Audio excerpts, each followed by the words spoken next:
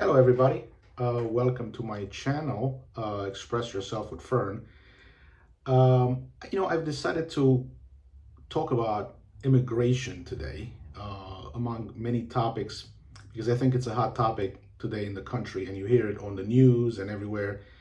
And I decided to kind of give my perspective from an immigrant perspective. I'm an immigrant myself, so I kind of went through the immigrant experience, and I wanted to kind of give my opinion and advice. And I think the best way to do it is to start talking about legal immigration first. And I'll give you a little bit of my background.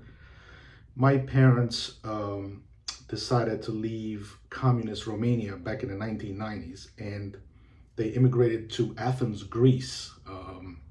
They applied for asylum there, they got it.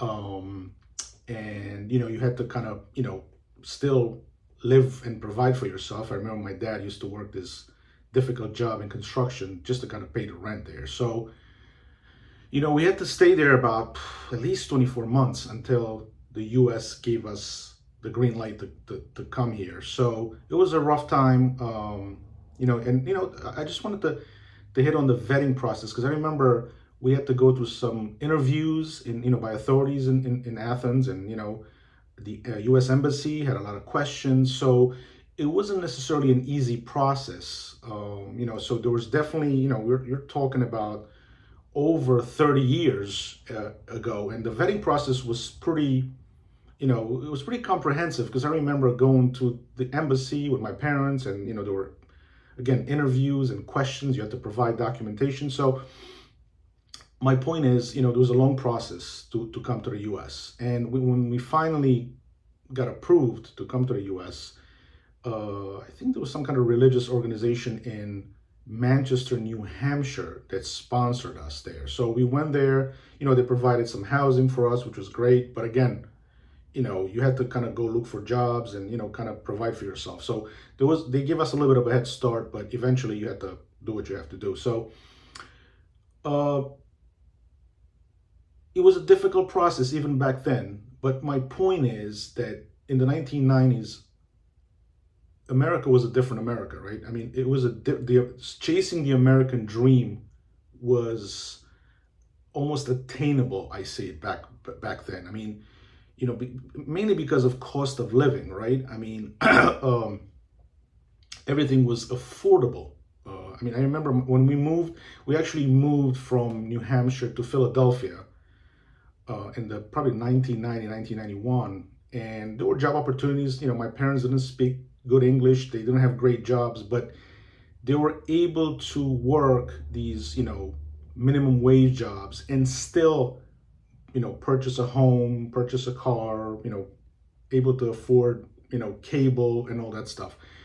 So even though it was difficult, the process of getting, the legal process, again, of getting to United States was long, was difficult.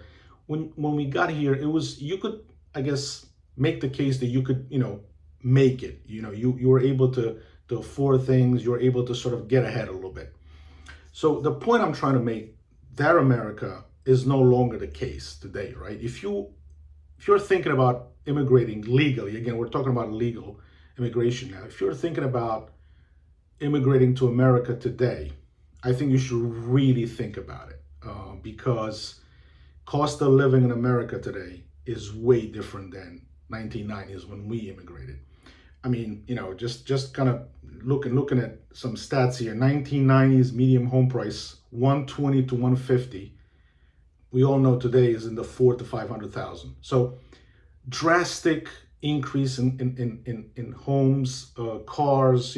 Same thing. An average car today is like 40,000. A normal car. Groceries, healthcare, education, and we know that the income didn't quite keep up with all this crazy inflation that's been happening. So the bottom line is, if you're an immigrant and you're thinking about, hey, I want to, live the American dream, well, I suggest that you stay in your country today. Because, not to say that America is no longer a great country, I think it is. It's still great. But as an immigrant, to come here and struggle and, get a job, washing dishes at a country club like my dad used to do back in the 90s, just to be able to pay for things. I think it's crazy. I think you should just stay in your country and try to make it there.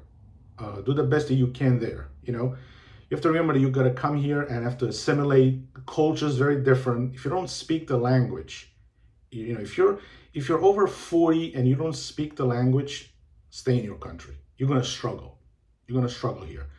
I mean, I see, we're talking about American citizens who have been here for generations and they're squeezed today financially. And you think you're gonna make it, So that's my advice. I've been here for, a while now, and I realize I always make this comparison of when I was a teenager here and today, and it's drastically different,